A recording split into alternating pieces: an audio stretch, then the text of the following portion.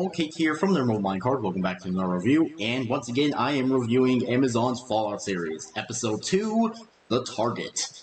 So, I don't really have that much to say before the review, so time to get into this. So, the episode starts off where we see the target in question, which is a man named Dr. Siggy Wilzig, who I'm only going to pronounce as Dr. Wilzig, just in case I don't get his first name incorrect. And we see that he was a researcher who helped the Enclave breed dogs. Now, okay, before I continue on, if you happen to be a dog lover, I recommend skipping the intro part of this episode, because we see that if a puppy doesn't meet a certain weight requirement, they are incinerated. So, you know, as a dog lover myself, I did not like seeing that scene. So, yeah, so obviously Dr. Wilzig is disturbed by this because, you know, most people would, and he decides to take one of the puppies in as his own, which this being the backstory for the dog named Dogmeat.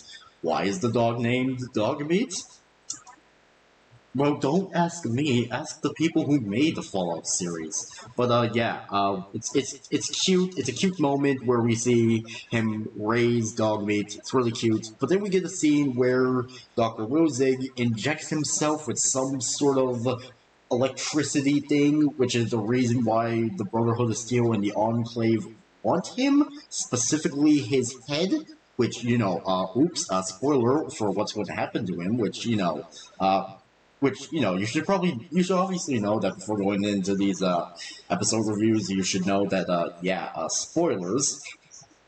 Okay, so so then he gets Dogmeat back into like this hole he made in a wall, and then the scientist discovers he's been hiding Dogmeat and decides to sound the alarm. Dr. Wilzig and the doctor who sounded the alarm get into a fight, but Dogmeat comes to save the day and murders the guy who sounded off the alarm, which, you know, dang. So, the two are able to escape, and then cuts to black, Fallout logo pops up, and then we get to see Lucy. Once again, traveling in the wasteland, seeing if she can find anything. So, it's mostly just her exploring the wasteland, and then later that night she starts a fire, and goes to sleep, hoping to sleep through the night, which, honestly, that's brave. Like, imagine you have no shelter, like, you are in a nuclear wasteland, you have no shelter, no good weapons, and the only thing that's keeping you safe is a fire and a blanket. So pretty brave, especially since some of the things that can happen to be in the wasteland of Fallout. But a little later, she wakes up to see Dogmeat, which Dogmeat proceeds to kill a giant cockroach, and obviously this scares Lucy because, you know, first of all, seeing a cockroach about like a bit seeing a cockroach that's like a bit bigger than a football, first of all, that would scare the shit out of anyone. But then seeing a dog murder said cockroach would be even scarier. Cool, but scary.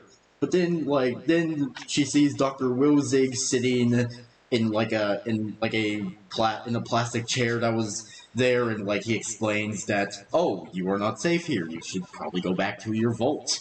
And then the two leave, and Lucy goes back to sleep. Then we cut to Maximus and the guy he's with, the guy wearing power armor. They drop off early somewhere because the guy in the power armor wants to shoot something. We then see them go to an area where Dr. Wilzig and Dogmeat originally were, and Maximus realizes that the two were originally there.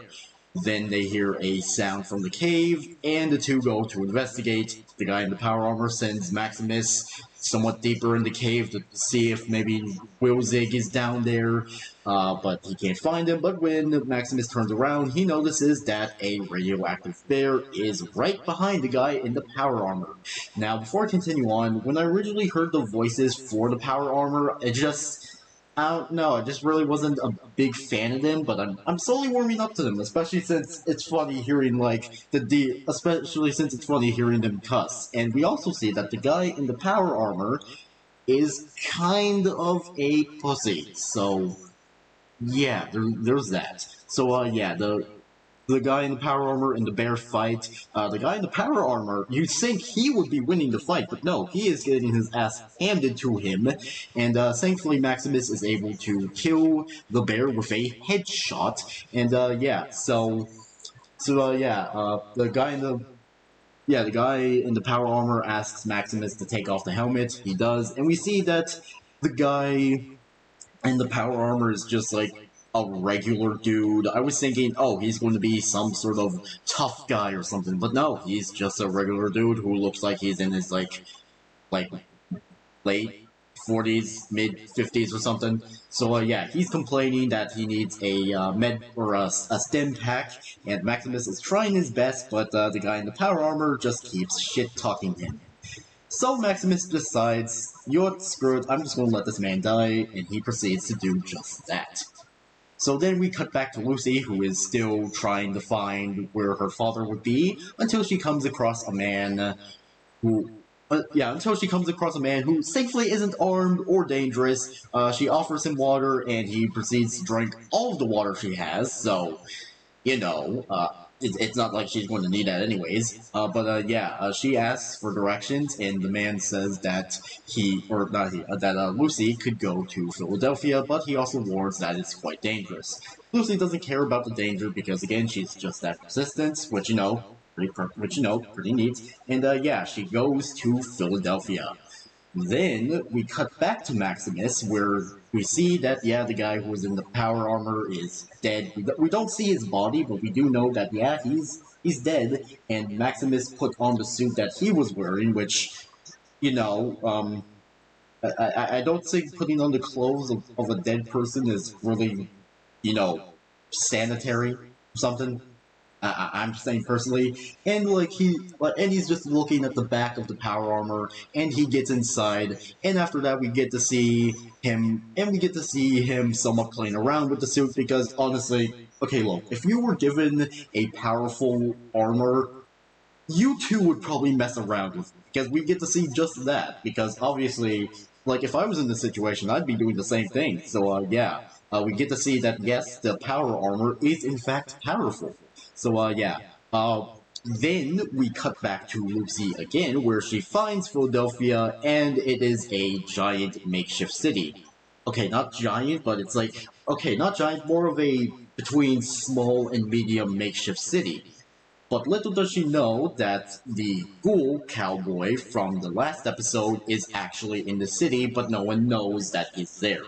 So she goes around and then comes across a store where she comes across someone that she asks for directions and tries to ask about the girl who stole her father. And when she asks about the girl, we get some information that yes, everyone seems to know who she's talking about, but the girl that Lucy is talking to says that she basically says that Lucy is screwed and she might as well just get the fuck out of there. Which that's not me saying that, that's her, I guess. But when Lucy leaves the shop, she sees Dr. Wilzig approach the shop with his dog. He's surprised to see her again, and once again he says that she should probably go back home. Even the woman she was talking to says the same thing. But then the ghoul comes out of hiding, and we see that people seem to know who he is. And we also hear that yes, people like him aren't really welcome because he's a ghoul. So he mentions that he is looking for Dr. Wilzig because he heard of the amount of caps someone is willing to pay for him, which yes, that's the currency in the Fallout universe, caps. Specifically, bottle caps. But the ghoul ends up blowing off Dr. Wilzig's left foot. It looks very painful, and after that, a gunfight happens. Then Maximus arrives to save Lucy from being shot. Maximus and the ghoul fight while Dr. Zilwig gets a new foot in the form of a metal prosthetic foot, and the process is quite painful. I'm not going to say what it is, you're just going to have to see it for yourself. And obviously, Lucy does not like the sight of this guy getting a new prosthetic leg because of how the process is, which, understandable. Oh wait, hold on, let me just...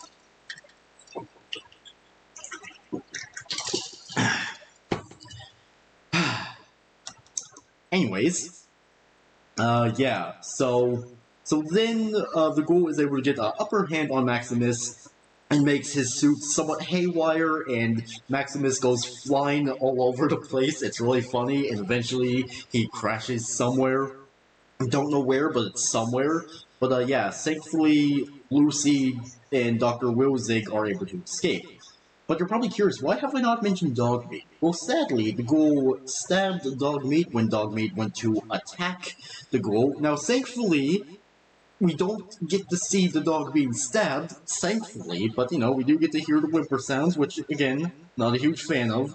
But yeah, so when everyone escaped, the Ghoul just like looks around and he's like, okay, great, now I have to find him again.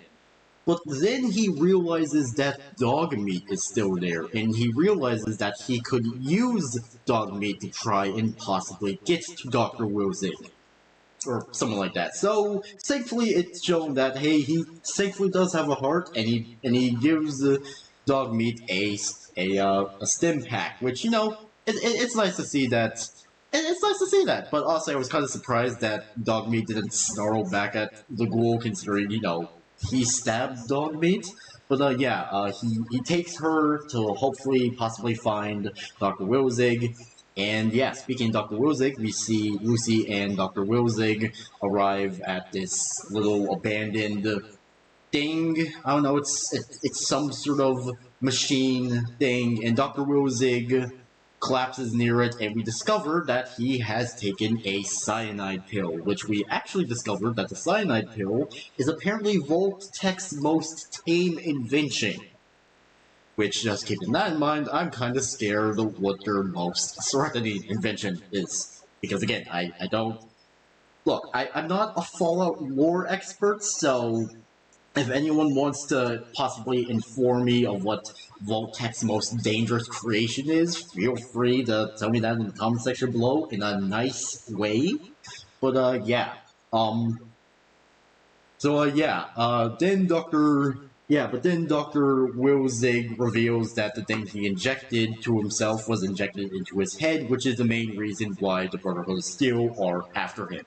So he has to give Lucy this chainsaw blade thing so she can decapitate him. And the whole reason he took the cyanide pill was so just in case it wouldn't be that hard on Lucy, but obviously Lucy still hesitates considering, you know, like even if the guy's dead, like having to decapitate someone, dead or not, like obviously that's one of the hard things for someone who hasn't done that before. So, you know, there's that. So yeah, she proceeds to do that, but we don't get to see it like before. Okay, so before she's able to cut off the guy's head, it cuts to black and we hear sounds. So yeah, no after credit scenes for this, sadly. So yeah.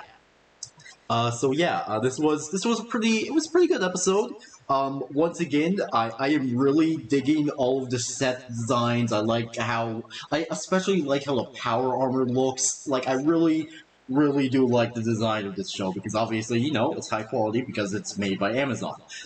And also the obvious negative that I have, I did not enjoy the opening scene of this episode because again, like I mentioned, I am a dog lover and seeing dogs get hurt or killed is something that I'm not a big fan of. So this episode gets a 5 out of 7. It probably would have gotten a 6 out of 7, but because it had that scene with the dogs in the beginning, yeah, it kind of takes down the score a bit. But yeah, honestly, once again, good episode, 5 out of 7 stars. So, anyways, that was it for this video. Make sure you all subscribe and like for more, and I'll see you all later. Peace out, Home Guards, and goodbye!